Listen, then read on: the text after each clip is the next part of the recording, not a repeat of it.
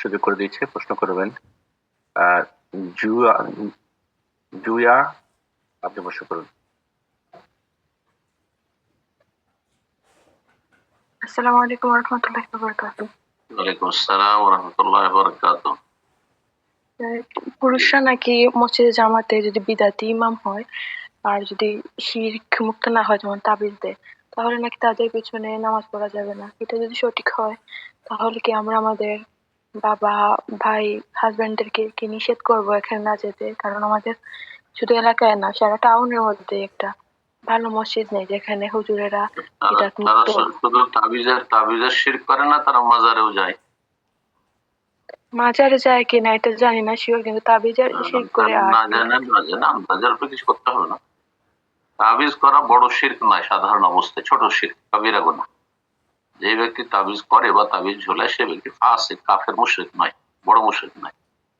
ইসলাম তার ভঙ্গ হয় না, কারণ আল্লাহর ভরসা রেখে মনে করে যে এটা মাধ্যম, নাজায়েজ হারাম মাধ্যম এটি। সুতরাং এটি হারাম, ছোট শিরক, গুনহার কাজ, পাপের কাজ, যেমন চুরি, ডাকাতি, মিথ্যা কথা বলা, গীবত করা, কাবিরা গুনাহ। ওই রকমই ছোট শিরক তাবিজ করা কাবিরা গুনাহ, কিন্তু তাতে ইসলাম থেকে বহিষ্কার হয়নি। পক্ষান্তরে আল্লাহ ছাড়া অন্য কেউ যদি কেউ সেজদা করে, দেবদেবীকে সেজদা করে, গাছকে সেজদা করে, পাথরকে সেজদা করে, মাজারে সেজদা করে, মাজারে খাসি জবাই করে, তাহলে সে মুশরিক, বড় শিরক করলো, তাহলে তার পিছনে সালাত দেয়। এক কথাই এইরকম মসজিদ গুলি যারা শুধু তাবিজ করে, নিয়ত পড়ে, মিলাদ করে, তারা বিদাতি। এইরকম বেদাতির পিছনে সালাত জায়েজ, কারাহাতের সাথে। যদি উত্তম বিকল্প না থাকে তাদের পিছনে সালাত করুন, পুরুষরা জামাতে গিয়ে সালাত করুন। আমিন। সেলিম ইকবাল, আপনি প্রশ্ন করুন। আসসালামু আলাইকুম রাহমাতুল্লাহ। ওয়ালাইকুম আসসালাম ওয়া রাহমাতুল্লাহি ওয়া বারাকাতুহু। আমার নাম সেলিম ইকবাল, আমি কানাডা থেকে বলছি।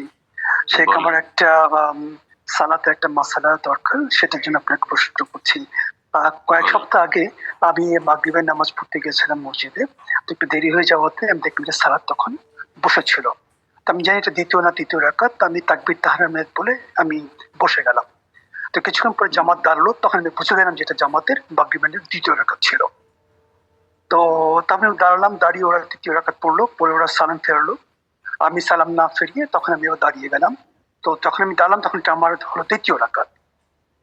তো দ্বিতীয় রাকাতে আমি আবার আপনার দ্বিতীয় রাকাত, জি জি, দ্বিতীয় রাকাতে আমি বসলাম, বসে তাশাহুদ পড়লাম, তাশাহুদ পরে আমি আবার উঠে দাঁড়ালাম তৃতীয় রাকাতের জন্য, এবং তৃতীয় রাকাত যথারীতি আমি পড়ে বসে তারপরে আমি তাশাহুদ পড়লাম, দরুদ পড়লাম, দোয়াগুলি পড়ে তারপরে আমি সালাম ফেরালাম। তো তখন আমি বুঝলাম যে আমি কি সহসা দেবো কিনা, দেখে আমার 4 বার বসা হয়ে গেছে। তা আমার প্রশ্ন হচ্ছে, শেখ, এটা যদি ভুল হয়ে থাকে আমাকে নামাজটা রিপিট করতে হবে কিনা, আর ভুল হলে এটা সঠিক মাসালাটা কি? আর আমি যে সহসা দেইনি, বিকজ আমার তখন সালাম ফেরানোর আগে আমি একটু কনফিউজ ছিলাম, আমি কি সহসা দেবো কি দেবো না। তো যদি আমরা কনফিউজ থাকি তাহলে সেক্ষেত্রে কি আমাদের to be in the safe side আমাকে সহসা দিয়ে দেওয়াটা কি আমাদের উচিত কিনা? এই দুটো আমার এই প্রশ্নই ব্যাপারে। এখানে তো সহসেদের কোনো প্রয়োজন নেই, আপনি তো ওই যে 4 বার বসেছি যে শেখ, ওই যে 4 বার বসেছি যে ওই জন্য অসুবিধা নাই। মাগরিবে শুনেন একটা মাসলা, আমাদের দেশে নতুন জামাই দেখতে গিয়ে বা বউ দেখতে গিয়ে এই মাসলাগুলো জিজ্ঞেস করতো, আমরা দেখি ছোট কাল, কারণ আমাদের দেশ গ্রামাঞ্চলে এরকম কাজ করে। বউ দেখতে গিয়ে জটিল প্রশ্ন করে, ছেলে দেখতে গিয়ে জটিল প্রশ্ন করে, তার মধ্যে কোন সূরায় নেমিম, কোন সূরায় নয়মিম, এগুলো হচ্ছে মূর্খদের এককালের প্রশ্ন, বুঝছেন না? ওই রকম এটা একটা প্রশ্ন, কোন সালাতে 4 তাশাহুদ আছে, কোন নামাজে 4 তাশাহুদ। তো ছোটকালেই শুনেছিলাম যে কোন নামাজে, এই প্রশ্নটা শুনেছিলাম ওই জামাইকে গিয়েছে, জামাই দেখতে গেছে দল বেঁধে, বা বউ দেখতে গেছে, তারপরে প্রশ্ন করছে। বলে আমাদের ছোটকালকার বাল্যজীবনের কথা মনে করছে।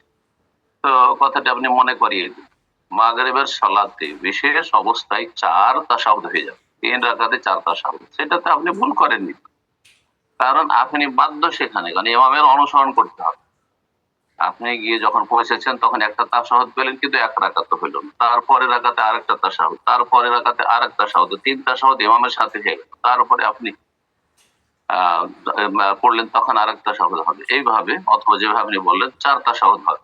কিছু কিছু অবস্থা আছে যেটাতে শুধু মাগরিবের সালাতে 3 রাকাতে 4 তাশাহুদ হয়ে যাবে, এটা আপনি কোনো ভুল করেননি। আর ভুল না করলে কমও করেননি, বেশিও করেননি, আর তারপরে সন্দেহ হয়নি। এটা বেশি হয়েছে কিসের কারণে? ইমামের অনুসরণের কারণে। আর ইমামের অনুসরণ করা ফরজ, আপনি কোনো ভুল বশত করেন, সুতরাং এতে সংশোধন করলে ভুল হতো, সংশোধন নেই, কিছু নেই। জি, আপনি যা করেছেন ঠিক করেছেন।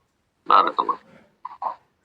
হ্যাঁ, সেটা উনি হয়তো আরেকটা জিনিস উনি মেনশন করছেন এখানে, যে মানে কোনো সন্দেহ হলেই কি সুরসাজদা দিতে হবে কিনা, এটা উনি না না, এখানে সন্দেহ, মাসলাই সন্দেহ যে আমার এটা করবো না ওইটা করবো, এই সন্দেহ নাই।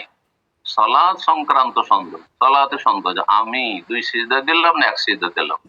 হ্যাঁ, যদিও এই সেজদার ক্ষেত্রে সন্দেহ হইলো, তারপরে ওই রাখা ধরা যাবে না সন্দেহে, কারণ সেজদা রুকুন যেহেতু। উদাহরণ দিতে হলে আমি এই আত্মাহাত প্রথম তাশাহুদে আত্মাহাত পড়লাম কি পড়লাম না সন্দেহে, তাহলে বুঝতে পারছেন, তখন আপনার সেই তাশাহুদ যেহেতু ওয়াজিব, সহ সিজদায় যথেষ্ট। তো সন্দেহ 3 রাকাত পড়লাম না 4 রাকাত পড়লাম, তখন কম ধরে নিয়ে তারপরে তখন আমি তাশাহুদ পড়বেন। কিন্তু আমি এইখানে মাসলায় আমার জন্য এইখানে যে 4 তাশাহুদ হলো, এটা ঠিক করলাম কি করলাম না, তো ওইখানে কি সহসিদ্ধা দেব না, এরকম সন্দেহের ক্ষেত্রে সহসিদ্ধা নেই। বুঝতে পারছেন বিষয়টি? জি। জাযাকাল্লাহ খায়ের। প্রশ্ন করবেন এস কে আব্দুল হামিদ, আপনি প্রশ্ন করুন। আসসালামু আলাইকুম। ওয়ালাইকুম আসসালাম ওয়া রাহমাতুল্লাহি ওয়া বারাকাতুহু। জি, শেখ কলকাতা থেকে বলছি। বলেন। শেখ, আমার আমার প্রশ্নটা হলো কিস্তি সম্পর্কে। কিস্তিতে কি কোনো জিনিস নেওয়া যাবে? কিছু আলেম বলতে নেওয়া যাবে না, কিছু আলেম কিস্তিতে কিস্তিতে কিস্তিতে হ্যাঁ হ্যাঁ, হ্যাঁ, কিছু কিস্তিতে আলেম কি বলছে হবে? নেওয়া হারাম। গাড়ি বা ফোন, ফ্রিজ, এইসব জিনিস কিছু আলেম বলছে যে নেওয়া যাবে না, হারাম। আর কিছু আলেম আলেমরা যখন বলছে ইখতিলাফ করেছে, শুনেন, আলেমদের যখন দুটো মত আছে আপনি জানছেন, যদি মনে করেন যে আমার এটা না করলেও চলবে, তাহলে করবেন না, বুঝছেন না? সৌদি আরবের অধিকাংশ ওলামারা কিস্তিতে গাড়ি নেওয়া জায়েজ বলেছেন, অল্প কিছু ওলামা না জায়েজ বলেছেন, আর কিছু ওলামা এই বিষয়ে চুপ থেকেছেন, নীরব, যে আমরা কোন সিদ্ধান্ত দিতে পারছি না। এটি হচ্ছে হায়াতুল কিবারিল ওলামা, বড় ওলামাদের যেখানে যে আপনার রয়েছে, প্রতিষ্ঠান রয়েছে হায়াতুল কিবারিল ওলামা, সেখানকার ফতোয়া। সুতরাং কিস্তিতে যদি মনে করেন আমার জন্য গাড়িটা নেওয়া জরুরি, আর আমি ক্যাশ দিয়ে নিতে পারবো না, বা নিলে আমাকে ইনকাম ট্যাক্সের বোঝা বহন করতে হবে, এই জুলমের শিকার হইতে হবে অন্য দেশগুলোতে, তাহলে আপনি কিস্তিতে নিতে পারেন। আর যদি মনে করেন যে কিছু ওলামারা যেহেতু এটাকে নাজায়েজ বলেছেন আর আমি সন্দেহ যাব না, সুতরাং করবো না, তাহলে ভাব করেন না, তাই। জি। জাযাকাল্লাহ খায়ের। প্রশ্ন করবেন ফাইজুর রহমান, জি আপনি প্রশ্ন করুন।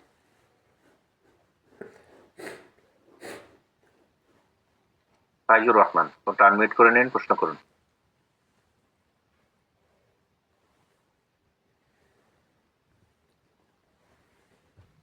ওকে, পর্যায়ে প্রশ্ন করবেন এমডি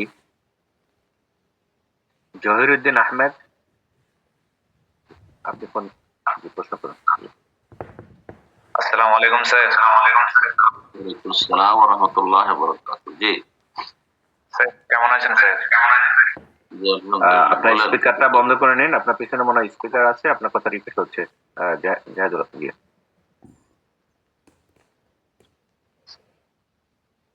স্যার আমি কালীচক থেকে বলছিলাম। বলেন। মাশাআল্লাহ, বলেন। বলছিলাম যে শ্রাবণের মধ্য রজনীর ব্যাপারে কি কোনো বিশুদ্ধ বর্ণনা আছে, কোনো ফজিলত আছে কি রাত্রির? শ্রাবণের মধ্যে রোজা মানে 15 তারিখে, 15 শ্রাবণ, এই তো? যদিও যদিও কোনো কোনো আলেমকে বলা যাচ্ছে নাকি শেখ আলবানী রহমাউল্লাহ একটি হাদিসকে নাকি সহি বলেছেন। আলবানী রাহমাহুল্লাহ সেই দিনে রোজা রাখার আর রাত জাগরণের হাদিসকে সহি বলেন, সেটাকে মুনকার বলেছেন। অধিকাংশ ওলামারা মওজু জাল বলেছেন। মুনকার মওজু জালের কাছাকাছি, ভিত্তিহীন সমস্ত ওলামাদের কাছে, যে একমাত্র বেদাতি ছাড়া। আলবানী যেটিকে হাসান ওয়া সহি বলেছেন, সেটি হচ্ছে এই রাতে আল্লাহ রাব্বুল আলামিন দুনিয়াবাসীর দিকে তাকান, ইন্নাল্লাহা লা ইয়াত্তালিউ ইলা লাইলাতিন নিসফি মিন শাবান, হ্যাঁ, ফায়াগফিরু লিকুল্লি আবদিন, প্রত্যেক বান্দা, ওকামা কাল সাল্লাল্লাহু আলাইহি ওয়াসাল্লাম, প্রত্যেক বান্দাকে আল্লাহ মাফ করেন, ইল্লা লিমুশরিকিন আও মুসাহিন, একমাত্র মুশরিককে মাফ করেন না আর বেদাতিকে মাফ করেন না। মুসাহিনের একটি তাফসীর। আর একটি হচ্ছে যে যারা বিদ্বেষী, শত্রুতা, বিদ্বেষ রাখে মুসলিম সমাজে, মানব সমাজে, তাদেরকে আল্লাহ ক্ষমা করেন। কিন্তু এতে তো বলা হয়নি যে দিনে রোজা রাখো, রাতে নফল পড়ো, দোয়া করো, রাত জাগো, কিছুই নেই এই রাত্রি সম্পর্কে। তারপরে আলবানি এই হাদিসটাকে যে সহি বলেছেন, অন্য অধিকাংশ ওলামারা কি বলেছেন? আলবানি বড় ইমাম না ইমাম আহমদ, হ্যাঁ, ইমাম ইয়াহইয়া ইবনে মাঈন, হ্যাঁ, তারপরে ইমাম বুখারী, আরো বড় ইমাম। আপনি চিন্তা করতে ইমাম মুসলিম। এক শ্রেণীর লোকেরা সুবিধাবাদী আসলে, অথবা বুঝে না যে কোনখানে কাকে রাখতে হবে। যারা যেসব বর্ণনাকারী গুলোর ভিত্তিতে তারা আসলে বিশ্বস্ত ছিল না, তারা মিথ্যাবাদী ছিল, তারা দুর্বল ছিল, তাদের স্মৃতিশক্তি দুর্বল ছিল, তারা মিথ্যা কথা বলতো, সেই যুগের কাছাকাছি সময়ের ইমাম বুখারী, ইমাম আহমদ, ইয়াহইয়া ইবনে মাঈন, আলী ইবনে মাদিনী, তারা বেশি অবগত তাদের সম্পর্কে না। আজকে আমি বেশি অবগত, আজকে থেকে 25 বছর 30 বছর আগে আলবানি বেশি। সুতরাং আলবানি রাহিমাহুল্লাহ নিঃসন্দেহে এই যুগে তার কোনো বিকল্প নেই, বিংশ শতাব্দী, এবং তিনি সর্বস্বীকৃত মুহাদ্দিস। কিন্তু তার মানে এই নয় যে আপনি সুবিধাবাদী হবেন। তারপরে যেসব বিদ্যার্থীরা এই শবে বরাত করে, তারা আলবানির কোনো কথাই মানেন না, একমাত্র যেখানে তাদের সাথে মিলে গেছে একটু। তারপরে কতটুকু মিলেছে যে এই রাতটা ফজিলতের রাত, এই রাতে আল্লাহ মাফ করবেন, কিন্তু শর্ত শিরক মুক্ত হওয়া, মানে তৌহিদবাদীকে মাফ, বেদাতিকে মাফ করবেন। মুসাহিন মানে বেদাতি, বেদাতিকে মাফ করবেন না, মিলাদিকে মাফ করবেন না, যারা শবে বরাতে হালুয়ারি মাফ করবেন না, সুন্নাতের অনুসারীদেরকে আল্লাহ মাফ করবেন। এতটুকু বোঝা যায় শুধু। এই হাদিসে তো নেই যে এই রাতে কোনো আমল করো, এই দিনে কোনো আমল করো, এই রাতের কোনো আর কিছু করণীয় আছে, কিছুই নেই। তাহলে তিলকে তাল করা তো জায়েজ নয়। হাদিসটাকে যদি সহি মেনেও নেই, তো তিলকে তাল করা তো জায়েজ। সেটা হচ্ছে যারা তৌহিদের তৌহিদ প্রতিষ্ঠাকারী, সুন্নাতের অনুসারী, এবং যারা হিংসা বিদ্বেষ রাখে না, তাদেরকে আল্লাহ এই রাতে মাফ করবেন, ওয়াদা করেছে। বাস, আপনি তাই করুন। আল্লাহ আমাদের সকলকে তৌফিক দান করুন, সার্বিক জীবনে তৌহিদ প্রতিষ্ঠা করেন, সুন্নাহ মোতাবেক জীবন যাপন করেন, আর হিংসা বিদ্বেষ শত্রুতা মুক্ত থাকেন, অন্তরকে পরিষ্কার পরিচ্ছন্ন রাখেন, আর মানুষ সম্পর্কে সুধারণা রাখতে শিখেন, আর মানুষের কষ্টে সবর করতে শিখেন, ইত্যাদি ইত্যাদি। মনে উদারতা রাখেন, কলিজাটা বড় করেন, ব্যাস, আল্লাহ মাফ করবেন। জি, এটা যে কোনো সময় মাফ করবে, বিশেষ করে সেই রাত তা হইতে পারে, যদি হাদিস সহি হয়। এর বেশি কিছুই নেই। আশা করি বোঝা গেছে। জি, বারাকাল্লাহ। আমিন। প্রশ্ন করবেন এমডি মাসুদ আলম। জি, আপনি প্রশ্ন করুন। আসসালামু আলাইকুম ওয়া রাহমাতুল্লাহি ওয়া বারাকাতুহু। ওয়ালাইকুম আসসালাম ওয়া রাহমাতুল্লাহি ওয়া বারাকাতুহু। জি, আপনি কেমন আছেন? জি, আলহামদুলিল্লাহ। বলেন, কোথেকে বলছেন? কলকাতা থেকে, বাড়ি আমার মালদা জেলা। মালদা কোন জায়গা? মালদা মানিকচক। মাশাআল্লাহ। কি নাম? মাসুদ আলম, এমডি মাসুদ আলম। মাসুদ আলম, মাশাআল্লাহ। বলেন, কোনো প্রশ্ন আছে? প্রশ্ন তো আছে স্যার, কিছু কথা বলছি, তারপর আপনাকে প্রশ্ন করবো ইনশাআল্লাহ। না না, প্রশ্ন এখনো প্রশ্নের সময় তো, অনেকের লাইনে আছে। ঠিক আছে স্যার। আগে গেল সপ্তাহ আমি অসুস্থ ছিলাম, তো আল্লাহর রহমতে আলহামদুলিল্লাহ পেয়েছি আপনাকে অনেক। আল্লাহ আল্লাহ শুকর দান করুন। ভালো রাখুন। জি, আর কিছু কথা প্রশ্ন আমার এটাই যে আমি এখানে যে থাকি স্যার, তো এখানে সব মাজার পন্থী, মানে সব বেরেলি, সব প্রচুর ভর্তি ওরা। ওরা এত, মানে ওদের আমি আলোচনা শুনি আলহামদুলিল্লাহ, মানে উর্দু ভাষী, তো চালাই আমি, তো ওরা গা জ্বালা করে ওদের। তো আমাকে কিছু বলে না, কিন্তু ওরা খালি বলে এটা সিরিক, ওটা সিরিক, এদের জন্য চলা যাবে না। অনেক আমার সাধারণ মানুষ সবাই, তো তার সাথে সাথে তাদেরকে আমি সাধারণ হিসাবে কি আমাকে দাওয়াত দিতে হবে? এখানে ওরা সবাই, আমি একাই আল্লাহ একজন। ভালোবাসে দাওয়াত দিবেন, আপনি কথার দ্বারা দাওয়াত দিবেন, যাতে ঝগড়া বিবাদ না হয়। হ্যাঁ। কি কাজ করেন ওখানে? ব্যবসা করেন? না স্যার, আমি ব্যাগের কাজ করি স্যার, জি। কোম্পানিতে ব্যাগের কাজ করি, ব্যাগের। ও ওখানে থাকবেন আপনি, আপনি ভালো ভাষায় দাওয়াত দিতে থাকবেন, পজিটিভ। আর যদি কবুল করে আলহামদুলিল্লাহ, না কবুল করে তাদের প্রতিকূলতারা, কিন্তু আপনি ভালো ভাষায় দাওয়াত দিতে থাকবেন। বুঝা গেছে? আল্লাহ বলছেন খুযিল আফওয়া, মানুষকে ক্ষমা দৃষ্টিতে দেখো, আমর বিল উরফে, ভালো কাজের উপদেশ দিতে থাকো, আর জানিল জাহিলিন, যদি তারা মূর্খামি করে, শিরকের উপর অনড়, বেদাতের অনড়, আর তারপরে যদি খারাপ আচরণ করে, তাহলে তাদের থেকে এড়িয়ে চলো বা মুখ ফিরিয়ে না। জি, মানে তাদের প্রতি উত্তর করি না, তর্কে জড়াতে যাবেন না, ঝগড়া বিবাদে জড়াতে যাবেন না। এটা হচ্ছে ওয়ারে জানিল জাহেদি, মূর্খদের থেকে বেঁচে থাকো, তাদের অনিষ্ট থেকে। আল্লাহ তৌফিক দান করুন। কিন্তু বলতে থাকবেন, একদম চুপ হবেন না। আপনি যেখানে সহি জিনিসটা জানছেন, তাদেরকে জাহান্নামের রাস্তা থেকে ফেরাবার চেষ্টা করুন। হতে পারে ওদের মধ্যে কিছু ভালো মানুষ আছে, যাদের অন্তরে সততা আছে, হেদায়েতের চেষ্টা আছে, আল্লাহ হেদায়েত করবে, তাদের মধ্যে থেকে বেরিয়ে আসছে, এভাবে বেরিয়ে আসছে। আমরা সবাই যদি চুপ হয়ে যায়, তাহলে কেমন করে জানবে তারা? বলতে থাকতে হবে, কিন্তু ভালো ভাষায় বলতে। আল্লাহ তৌফিক দান করুন। আমিন। প্রশ্ন করবেন এমডি মারুফ, আপনি প্রশ্ন করেন। আসসালামু আলাইকুম শাইখ। ওয়ালাইকুম আসসালাম ওয়া রাহমাতুল্লাহি ওয়া বারাকাতুহু। বলেন। শাইখ, আমি 1 মিনিট একটা প্রশ্ন করতে চাই আপনাকে। অনেকদিন যাবত কোথা চেষ্টা থেকে করতেছি। বলছেন? কোথা থেকে? মাগুরা জেলা, বাংলাদেশ মাগুরা জেলা। বলেন। শাইখ, আমি আমার নানা নানির কাছে মানুষ হয়েছি ছোটটা। এখন আমার নানা মনে করেন অবৈধ একটা ব্যবসা করে, হ্যাঁ। এখন আমি এখানে বড় হয়েছি তাদের থেকে। আব্বু আম্মু আমার কাছে থাকে না, তারা থাকে গোপালগঞ্জ জেলা, অন্য জেলায়। এখন তারা আমার 5 দিন কেটে ছোটতে মানুষ করছে, এখন আমি তাদের ইনকাম খাই। এটা কি আমার জন্য হালাল হবে? আমি এখন স্টুডেন্ট, দ্বাদশ শ্রেণীতে পড়ি, আমি ইনকাম করি না। আপনার জন্য হালাল এখন। যেহেতু আপনি এখন স্বাবলম্বী না, আপনার কোনো ইনকাম সোর্স নেই, আর প্রতিপালন করছে নানা নানি, অসুবিধা জায়েজ আছে। আপনার জন্য খরচ খরচা তাদের থেকে নেওয়া জায়েজ।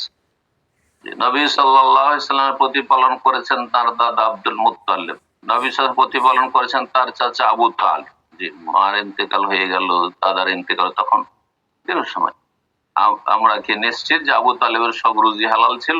হ্যাঁ, না, এমন কোন শর্ত নবী সাল্লাল্লাহু আলাইহি ওয়াসাল্লাম তো এইসব পারেন। এইরকম বহু ঘটনা রয়েছে সাহাবায়ে কেরামদের। সুতরাং শরীয়তের মাসলা, যারা কোনো ব্যক্তির অধীনে, মানে কারো ওপর আপনার অথবা কোনো একজন মেয়ের স্ত্রী হিসাবে স্বামীর ওপর ভরণ পোষণ ফরজ রয়েছে, আর স্বামী হারাম খাচ্ছে, সুদ ঘুষ বেঈমানি করছে, শুধু উপদেশ দেবে তাদেরকে যে আমাদেরকে হালাল খাওয়ান এবং হালাল উপার্জন করে, কিন্তু তার কাছ থেকে তারা ভরণ পোষণ প্রয়োজনে নিতে পারবে, যদিও সেটা হারাম, তাদের জন্য হারাম। যারা উপার্জন করছে হারাম, তাদের জন্য হারাম, কিন্তু তাদের অধীনে যারা আছে, ছেলে মেয়ে স্ত্রী অথবা যেমন নাতি, তার জন্য হারাম বা তাদের জন্য হারাম নয়। বারাকাল্লাহ। আমিন। প্রশ্ন করবেন মঞ্জুর আলম, জি আপনি প্রশ্ন করবেন।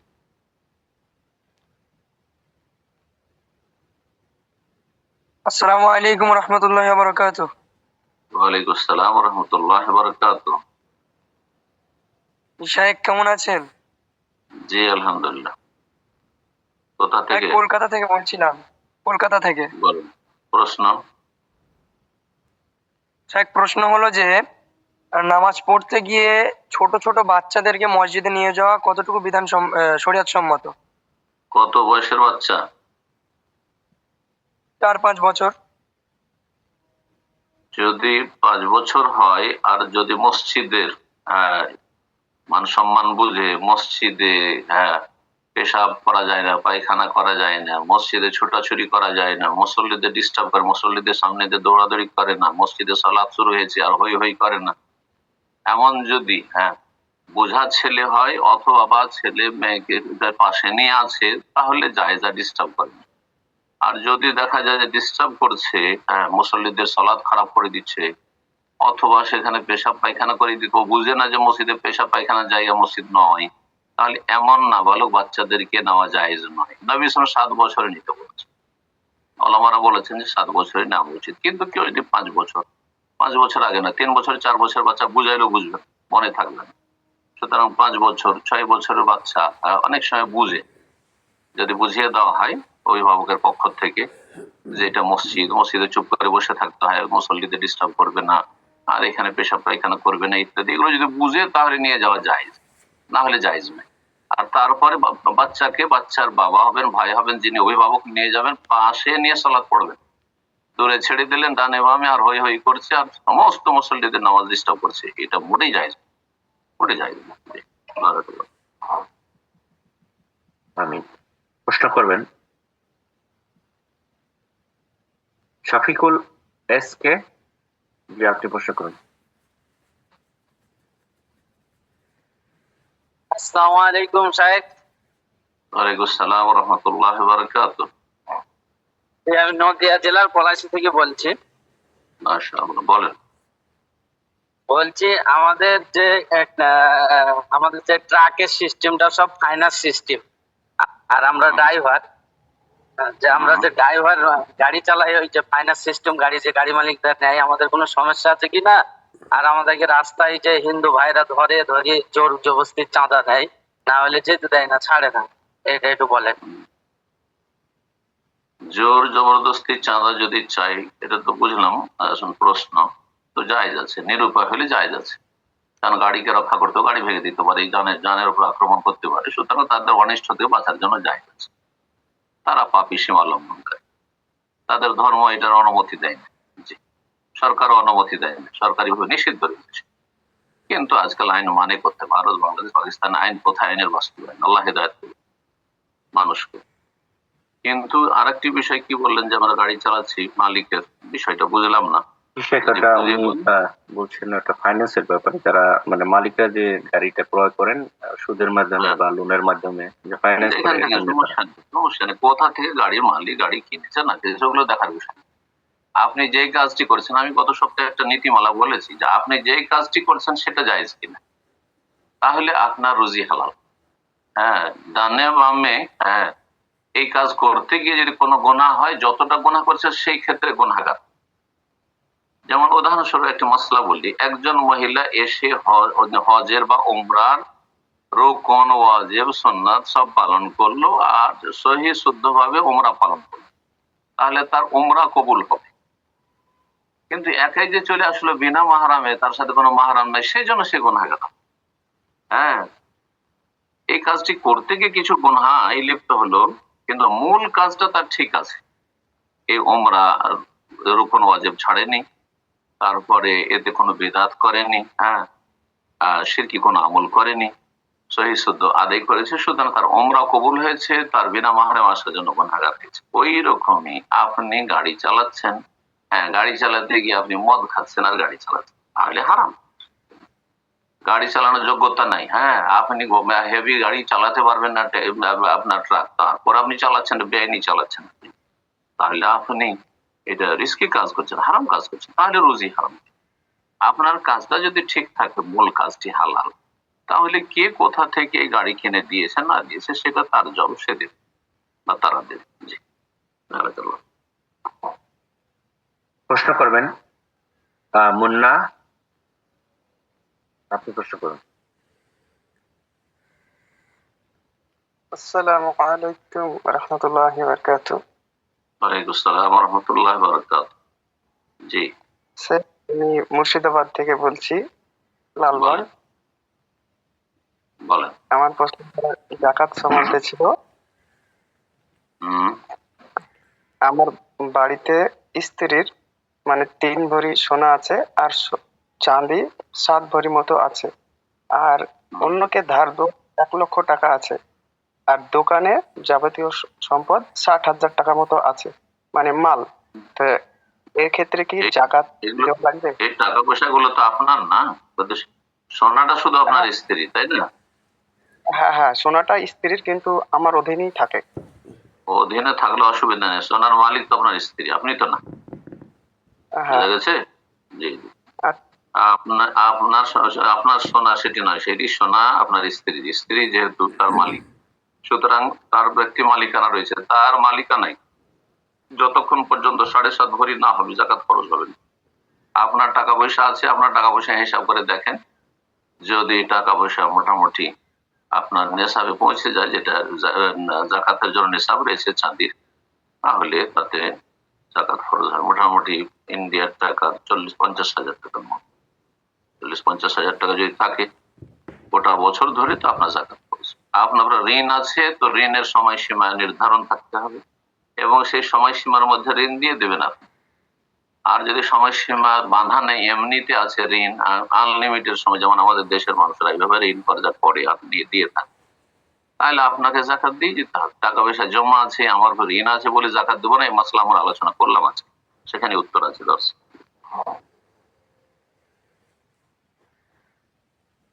প্রশ্ন করবেন আল আমিন, জি আপনি প্রশ্ন করুন। আসসালামু আলাইকুম ওয়া রাহমাতুল্লাহ। ওয়ালাইকুম আসসালাম ওয়া রাহমাতুল্লাহি ওয়া বারাকাতুহু। বাংলাদেশ থেকে বলছি। বলেন। আমরা যে বেতের সলাতে আদায় করি, এই বেতের সলাতে আমাদের হাত তুলে দোয়া কুনুত পড়তে হয়, তো এটা কি প্রতিনিয়ত পড়তে হবে না মাঝে মাঝে ছেড়ে দিতে হবে? মাঝে মাঝে ছেড়ে দিন, মাঝে মাঝে ছেড়ে দিন, এটাই সুন্নাত। মাঝে মাঝে ছাড়বেন, মাঝে মাঝে পড়বেন। এবং এতে হাত উপর আগেও করতে পারে, উপর পরে করতে পারে।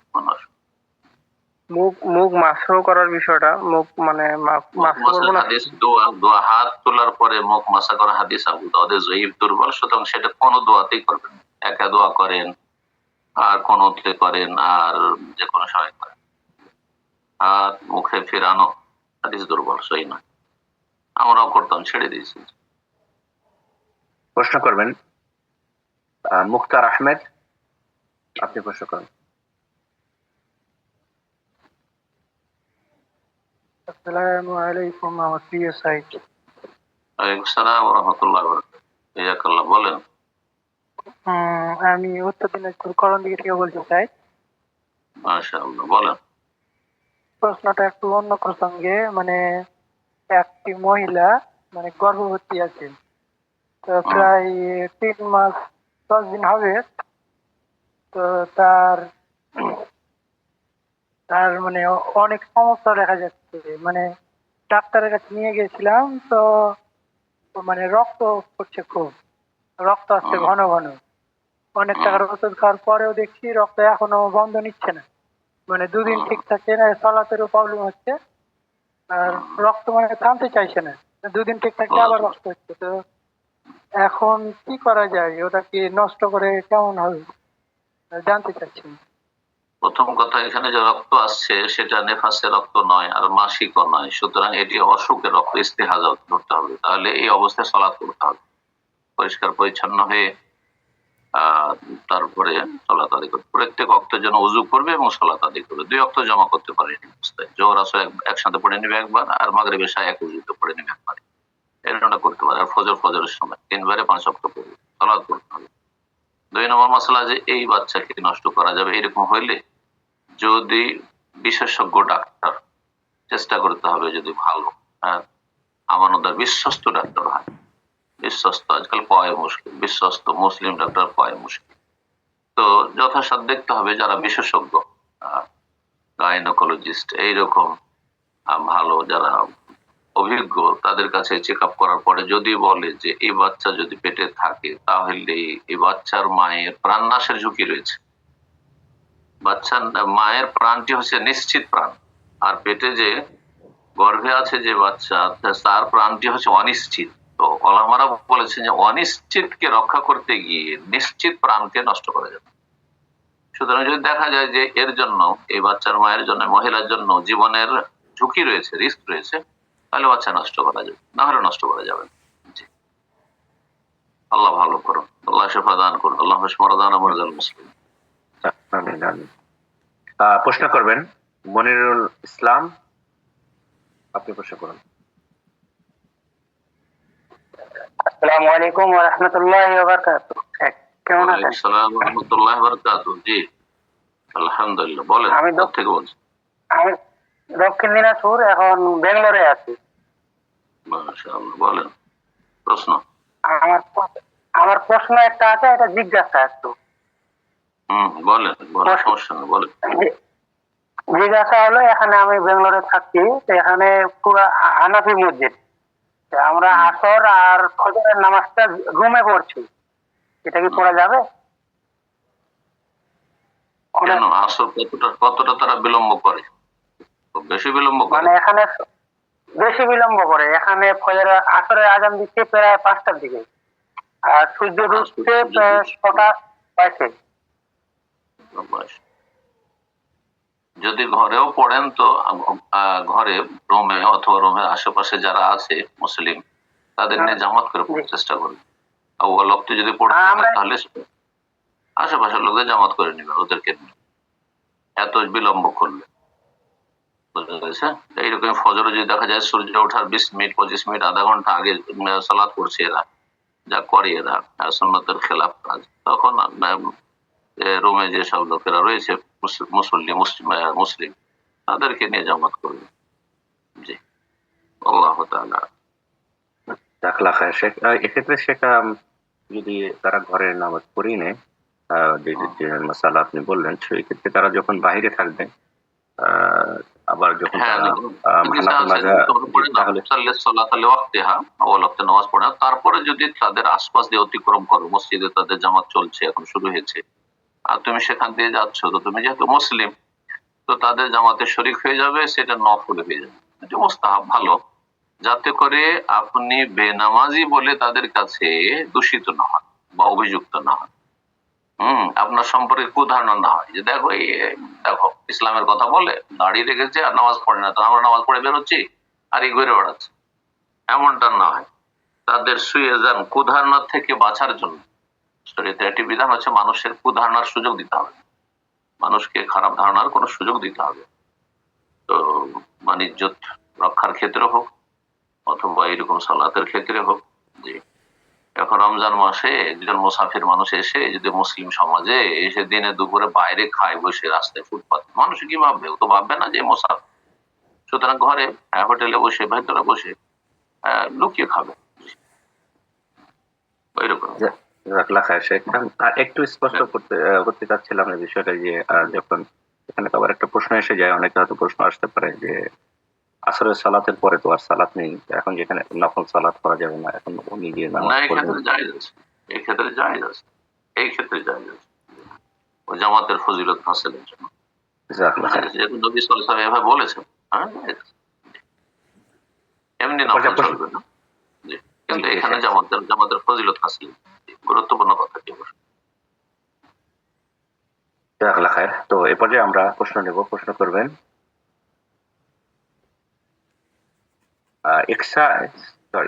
একসা বিনতে আলম জি। আসসালামু আলাইকুম ওয়া রাহমাতুল্লাহ। আমি বাংলাদেশ থেকে বলছি। আমার প্রশ্নটা হচ্ছে, 8-9 বছর আগে আমি আমার পারিবারিক একটা সমস্যা, মানে বিপদ বলা যায় আর কি, এরকম একটা সমস্যার কারণে আমি আসলে একটা মানত করে ফেলেছিলাম। তো তখন আমার দিনের তেমন কোনো বুঝ ছিল না, দিনের বিষয়ে খুব কম জানতাম। তো মানত জায়েজ মানত ছিল না, শিরকি না বেদাতি মানত ছিল না, হারাম মানত ছিল? মানত মানে জায়েজ মানত, মানে মানতটার কথা বলতেছি। তো না জানার কারণে আমি আসলে করে ফেলেছি। তো মানে মানত করেছিলাম এরকম যে আমি 5 ওয়াক্ত সালাত পড়তাম, তো সেক্ষেত্রে প্রতিদিন 2 রাকাত কিংবা 4 রাকাত, ঠিক আমার মনে নেই, যেহেতু 8-9 বছর আগের কথা। তো এরকম সালাত আদায় করব এবং প্রতিদিন নির্দিষ্ট কিছু সংখ্যক টাকা দান করব আর কি, এরকম 2টা মানত করেছিলাম নিয়মিত করার জন্য। তো কিছুদিন আমি এরকম সারা জীবন করার জন্য, হ্যাঁ সালাতটা এরকমই করেছিলাম সারা জীবন পড়ার জন্য, প্রতিদিন 2 রাকাত কিংবা 4 রাকাত এরকম। তো কিছুদিন করার পর আমি আমলটা কোনো কারণে বাদ দিয়েছিলাম, যার কারণে আমি অনেক দিন, দেখা যাচ্ছে 8-9 বছর আমি করিনি। তো এখন আমার বিষয়টা মনে হয়েছে এবং আমি মানতের বিষয়ে যখন জানতে শুরু করলাম যে মানত করা জায়েজ নেই, কিন্তু কেউ যদি ভুলবশত করে ফেলে তখন তাকে সেটা পূরণ করাটা ওয়াজিব। তো এখন আমি সেই মানতটা কি পূরণ করব? সালাত নিয়মিত আমাকে পড়তে হবে এবং টাকাটাও কি দান করতে হবে? আর যেহেতু মাঝখানে ৮-৯ বছর আমি পড়ি নাই, এখন কি ওই সালাদটার কাজা করতে হবে নাকি? আর তখন যেহেতু নিয়মিত পড়ার কথা মানত করেছিলাম, এখন যেহেতু আমার হাইজ হয়, তো সেক্ষেত্রে হাইজের দিনগুলোতে আমার কি হুকুম হবে? একটু বিস্তারিত জানাবেন। আল্লাহ হেদায়েত করুন। প্রথম কথা, মান্যত করার আগে চিন্তা করতে হবে। যে কথাগুলি বললেন এতে কিছু ভুল কথাও আসলো। তার মধ্যে একটি হচ্ছে মানত করা জায়েজ নয়। মানত করা জায়েজ নয়, এটা ফতোয়া ঠিক নয়, কেউ বলেনি এই কথা। মান্যত করা জায়েজ, কিন্তু মান্যত করা কাজটি পছন্দনীয় নয়। মান্যত করে কোনো লাভ নেই, মানত করে কোনো লাভ নেই, কারণ মানতে মানুষকে এগিয়ে দেয় না, কিন্তু সাদকা করলে মানুষকে এগিয়ে দেয়। সাদকা করলে ফায়দা আছে। পক্ষান্তরে আল্লাহ যদি এমনটা হয় তেমন করব, এই কাজটা হয়ে যায় তো এটা করবো, আল্লাহর সাথে কন্ডিশন, এটা বেয়াদবি, আর এতে কোনো লাভ নাই। হ্যাঁ, এতে কিরপরে কিছু ধন সম্পদ বেরোবে, আর সে দান সাদকা করতে বাধ্য হবে মানত করার জন্য। তো মানত করা জায়েজ নয় কথাটি ভুল কথা, এই কথা আর বলবেন।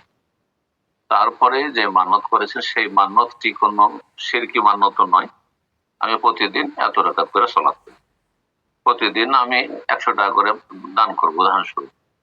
এই মান্যত শিরক নয়, বেদাত নয়, আর কোন হারাম কাজের মান্যত নয়, যে কাউকে মদ খাওয়াবো তো আমি এই কাজ করব, এই কাজ করবো, গান বাজনা করবো ইত্যাদি।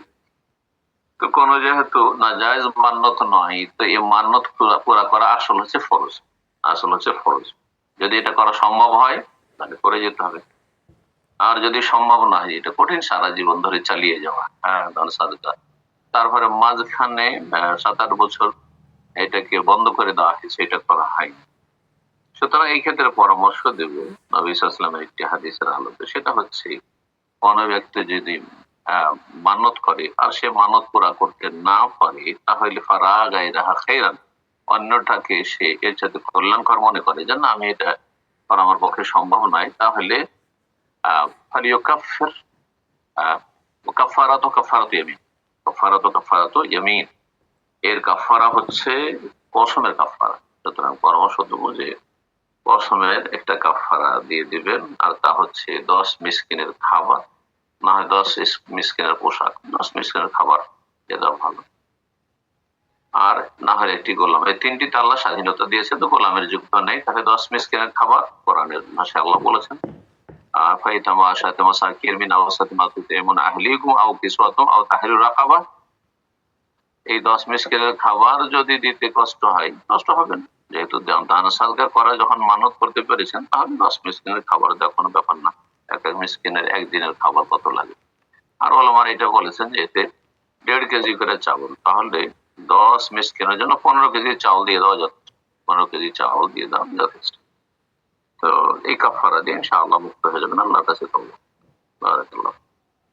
আমি আজকে প্রোগ্রামের সর্বশেষ প্রশ্ন নেব, যার মাধ্যমে আজকের আমাদের প্রশ্নোত্তর পর্ব শেষ হয়ে যাবে। যারা হ্যান্ড রেজ করেছিলেন প্রশ্ন করার উদ্দেশ্যে, অনেকেই হ্যান্ড রেজ করে রেখেছেন, তো সময়ের স্বল্পতা বা আসলে অনেক প্রশ্নকারী হয়, আমরা আপনাদের প্রশ্নগুলো এই সপ্তাহে নিতে পারছি না, আগামী সপ্তাহে ইনশাআল্লাহ প্রোগ্রামের শুরুতে এসে হ্যান্ড রেজ করবেন, আপনাদের প্রশ্নগুলো আগামী প্রোগ্রামে নেওয়ার চেষ্টা করবো ইনশাআল্লাহ। প্রশ্ন করবেন সর্বশেষ প্রশ্ন এস কে কামাল উদ্দিন, জি প্রশ্ন করুন। আসসালামু আলাইকুম শেখ। ওয়ালাইকুম আসসালাম ওয়া রাহমাতুল্লাহি ওয়া বারাকাতুহু। জি বলেন। জি, আমি হুগলি জেলা থেকে বলছি। বলেন। যে থাকি এখন হায়দ্রাবাদে। মাশাআল্লাহ, আল্লাহ বরকত দিক। জি শেখ, এখানে যেখানে নামাজ পড়ি না, এখানে আইলা হাদিস মসজিদই, তো ঈদে বকরিদে দেখলাম একটা করে খুতবা দিচ্ছে। যে ইমাম সাহেব আছে একটি খুতবায় বেশি সহি, দুই খুতবার কোনো সহি হাদিস নাই, টেনে টুনে ফতোয়া আছে এবং আমল আছে, কিন্তু এক খুতবা যদি কোথাও, এটা বেশি সহি ঈদের ক্ষেত্রে। এখানে শেষ করা যাক ইনশাআল্লাহ। কোনো প্রশ্ন ছিল না?